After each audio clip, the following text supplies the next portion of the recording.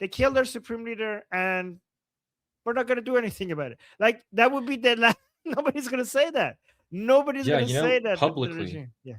Yes. publicly, yeah, publicly won't say that. So actually, in the IRGC group chats, they are saying that. A lot of them are saying that.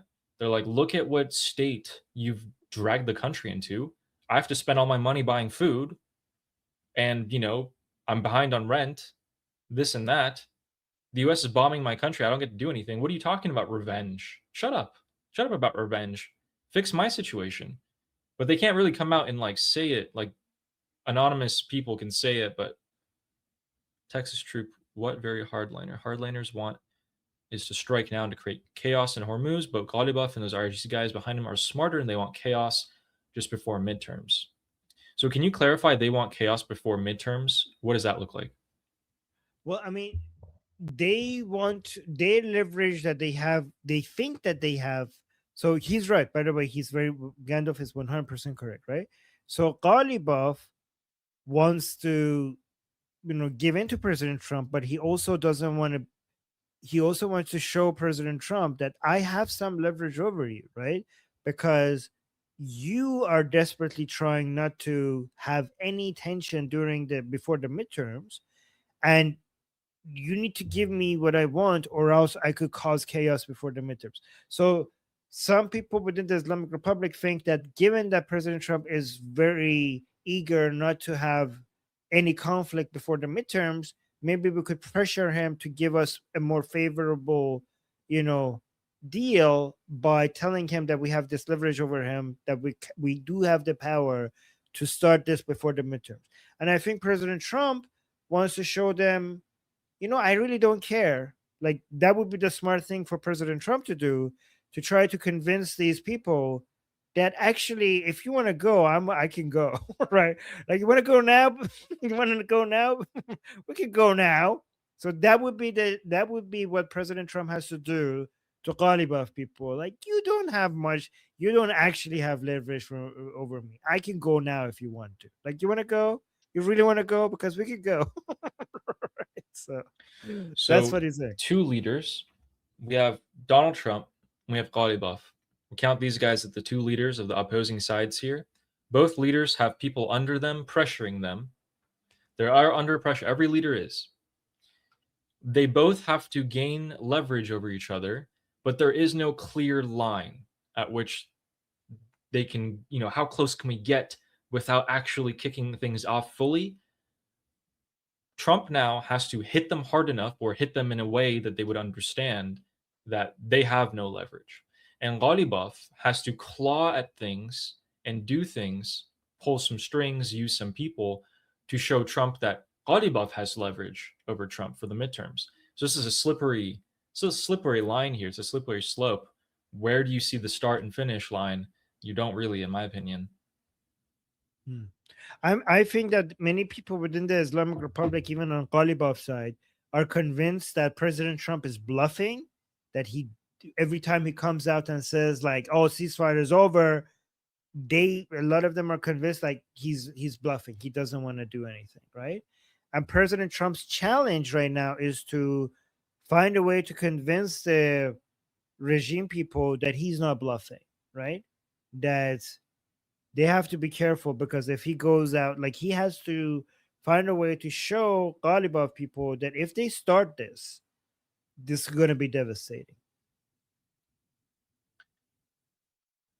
What language? There's two languages that the Islamic Republic understands: money and guns, violence.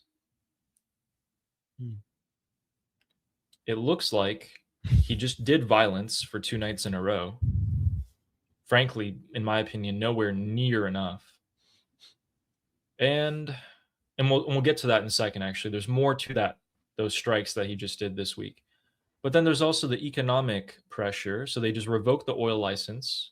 They put some new sanctions on. Again, not enough for me at the moment.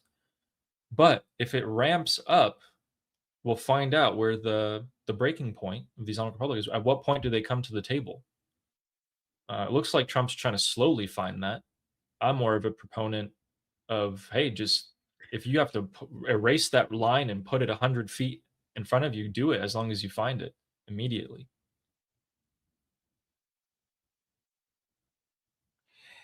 Yeah, we'll see. So, I uh, just Here's the thing though. Whatever happens, um, Trump might be bluffing, but if he is bluffing, then he's like if he gets there's three M's here, right? The yeah, midterms, the munitions, and the markets, right? These are the three barriers for President Trump to go out all out on these people. Enough munitions to, especially missile interceptors, the midterms, and the markets, right? So there's two of these things that will. The markets seem to be not. The markets are flooded with oil, so the markets barrier obstacle, it doesn't seem to be that much of an obstacle. The midterms, at some point we're going to pass the midterms. It's true that the Democrats after that might want to stop President Trump, but we'll see how successful they're going to be with that. But the munitions, at some point they're going to be able to restockpile enough to go back at this again. So the Islamic Republic has to be like, imagine if you have like a very hungry lion wanting to go at you behind a cage, and this cage is at some point is this gate is going to open, and what you're doing is you just keep poking at it, right? But this gate is going to open at some point. So if you keep poking at it, once that gate opens, once these three M's stop being an obstacle, then I don't know. Like you have to you have to figure out a way to think about what you're going to do then. And I don't think the Islamic Republic has much of a plan for what to do then. completely agreed. So the oil thing is actually much more slippery than we think. There's oil right now. How long is it going to last? I don't know. I think China is going to pull some pressure tactics by buying a bit more than it should. They did cut their demand by 10-20%, which is why they've been able to survive. But if they raise their demand back up to what it was before the war, and they buy up a lot more oil as well, that might be an issue for oil prices here. Um, but moving on from that, guys, if we look at what the strikes achieved the past few nights, they bombed the entirety of the southern coast of Iran. So that's roughly 1,700 kilometers. And let me get that into miles for you guys. Kilometers to miles. So that's 1,056 miles. So that's basically half of the United States. So they bombed an area that spans half the United States in the past couple of nights, and they hit it a couple hundred times.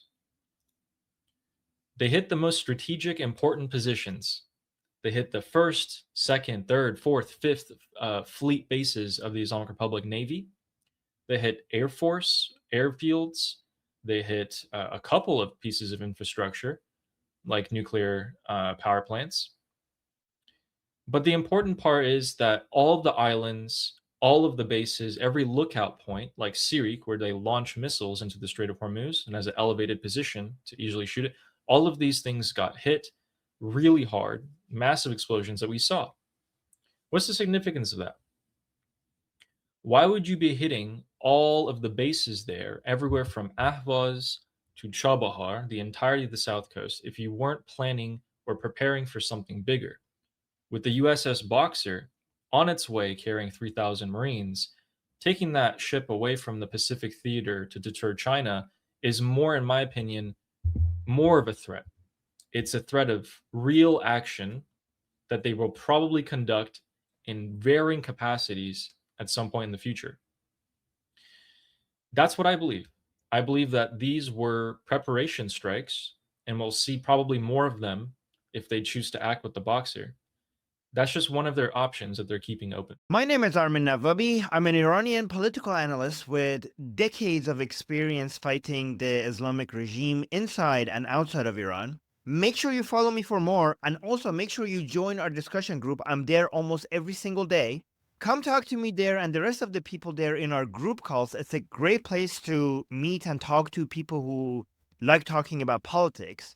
The link is in the description and or in the bio. You could also get there by scanning the QR code on the screen.